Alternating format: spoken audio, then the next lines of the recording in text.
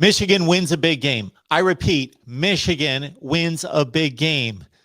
Welcome to the Voice of College Football and our instant analysis on the Wolverines win in Happy Valley 21-17. Jim Harbaugh had the worst percentage in the history of college football in ranked versus ranked teams matchups. Okay, Penn State not ranked in the college football playoff rankings, but number 23 in the AP poll coming in. That aside, those are semantics. Michigan not performing well, especially on the road in big games in conference, especially. They still have a chance to win the Big Ten championship. We will go through that in just a second. Hassan Haskins, what do you need to know about him? He's a man. This is a guy who was recruited as a running back, switched to linebacker. Then when Michigan was in need of running backs 2 years ago, switched mid-season to running back, and he's been a monster ever since. He continues to get better and better and better, and might be one of those players that does not appear or initially in his career to be an NFL prospect. He's an NFL back. He is developing moves and patience and just getting better and better in addition to what he has always done well, and that's run with determination and power. And he's a workhorse on top of that. He can take a beating against one of the best defenses in the country. 31 carries for $156 for Hassan Haskins. Cade McNamara, game manager. Okay, is that a bad thing? He's got a defense. He's got a running game. He can make plays in the passing game. We saw it most notably against Michigan State. He was lights out in that game. Not nearly as good in this one, but still good enough. More than good enough. 19 of 29 for 207. 3 touchdowns for Cade McNamara. No picks. Again, Cade McNamara, no interceptions. On the defensive side for Michigan, it starts with Aiden Hutchinson and David Ajabo. They were a menace. They were terrorizing. They are the best pass rush ends in college football as a duo. Incredible. 3 sacks with them included in that sack total on the first drive. Penn State had one of the more unlikely field goal scoring drives that you can imagine. They gave up 3 sacks and still kicked a field goal.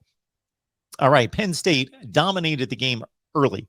They had control of the game. That would be more accurate. Penn State ran 33 plays in the first quarter to Michigan's 6. That is the biggest disparity in college football this season. All the games across college football, this was the biggest disparity in plays run in the first quarter, 33-6 Penn State, but they could not take advantage despite another game effort from Sean Clifford. Let's give it up for this guy. He's playing hurt.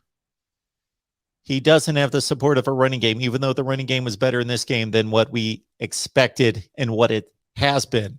Sean Clifford has developed actually into a top flight quarterback. He's a top 10 quarterback in the nation now. He just is. He has pocket presence. He's got a strong arm. He can make all the throws. He does make all the throws. He can escape, contain. He's a factor in the running game. He's poised. He delivers. Sean Clifford on this day, 23 of 43, following 2 games against Ohio State and Maryland, where he put it up 45 and 52 times, 23 of 43. And again, you had to watch the game. He threw for a touchdown and 205 yards passing, I believe.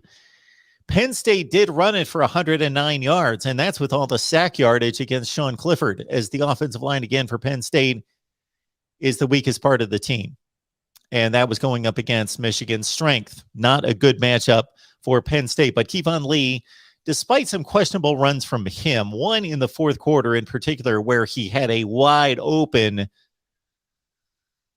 space to the outside, was hesitant and didn't find it, even though it was as big as a Mack truck. Kevon Lee still had a decent performance, 20 carries for 88 yards against this tough Michigan defense. James Franklin let us know early on that he probably needed some plays in special teams and some tricks to beat Michigan. He pulled off a fake punt.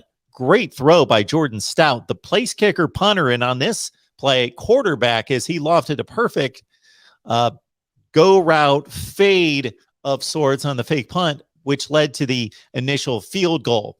Now, the next time James Franklin went to his bag of tricks.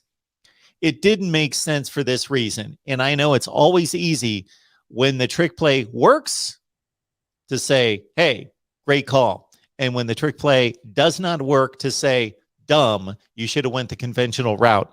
But on this particular series, they were back down in the red zone, and Penn State had a 4th and goal at the 3. Okay. Kick the field goal in a game that you knew would be low scoring. So the lower the score, the more premium the points, the more each point counts when it's a low scoring game. And this game barely reached 20. So we knew it was going to be a low scoring game. Kick the field goal. Okay, if you don't kick the field goal, go for it. It's 4th and 3, and go for it with your best players on the field. Jahan Dotson, Sean Clifford, those guys, not with the kicker trying to run it in. So Penn State goes for the fake field goal because even if you don't convert on 4th down, you leave the ball in Michigan's hands at their own 3-yard line, and you've got a tremendous defense. That's what you do in that situation, James Franklin. Instead, bad fake field goal. The field goal kicker, Stout, has to run like 17 yards to convert the play. It just makes absolutely no sense. He fumbles. Michigan gets it. Not that it mattered that there was a fumble. And that stopped that scoring threat for Penn State.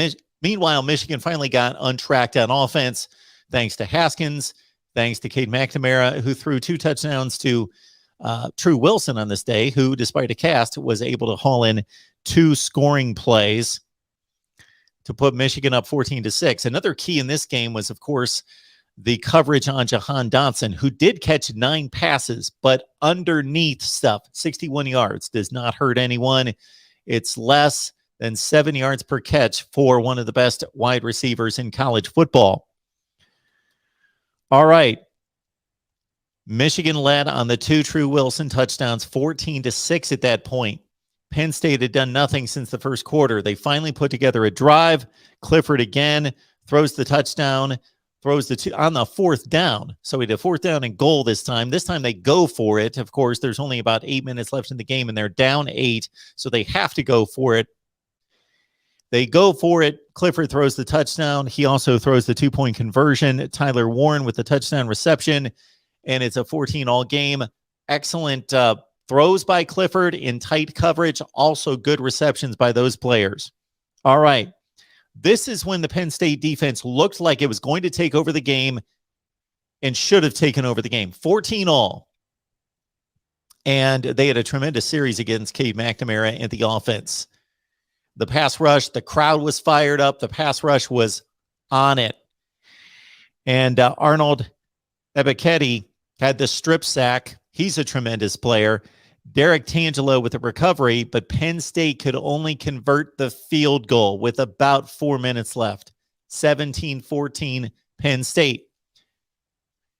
Michigan comes back. They design a play for Eric All, who amazingly has never scored a touchdown in Michigan until they design a play for him to get behind the offensive line, get lost in coverage, but a bit of a pick play with the official coming into play there. He catches it down the sideline, scores the big touchdown for the game winner for Michigan, 21-17. Penn State still had time with 3.5 minutes left. Very odd series for Penn State as they were stopped on downs. They threw the ball to 2 players on 3 of the 4 plays. On 3 of the 4 plays, this, besides the slant to Jahan Dotson that was broken up, 3 of the 4 plays, they throw to players that had not caught a pass in the game. They threw to 1 player who only has 1 catch this season. He actually caught it. And 2 plays down the sideline to Jordan Sullivan. And I don't want to fault him necessarily. He dove for the football, but his hands were tucked in. He didn't lay out for the football. And also the final play, I can't believe that that was the best that Mike Yurcik could have dialed up for Sean Clifford and company, was a fade again to a player who had not caught a pass the entire game. Not their best option there. Okay, Penn State goes down at home. They're 6-4. What do they have to play for this season? Bowl placement. That's it. They've got Rutgers and they've got Michigan State. No consolation here that Penn State's the best 6-4 team in college football. Sean Clifford could have beaten Iowa. Possibly we could go through the what ifs for Penn State, but a big season with a 5-0 start. Wins over Wisconsin and Auburn has turned into this 6-4, staring at possibly 7-5. And James Franklin's future in doubt. For Michigan, much to play for, 9-1. They've got Maryland next week before the game when the Ohio State Buckeyes travel to Ann Arbor. Michigan needs to win out, of course. They also need Michigan State to lose to reach Indianapolis in the Big Ten championship game. That's out of their hands. What is placed in front of them is Penn State and winning on the road against a ranked team. Jim Harbaugh finally gets that done. 0-9 going into this game. Now they've got Ohio State. Can't trip up against Maryland. Michigan looking at an 11-1 season, and cross your fingers. Michigan defeats Penn State 21-17. Would love to see your comments down below. Of course, we've got a call-in session tonight with you right here at the Voice of College Football, 11:30 Eastern Time, after all the big primetime games. See you then.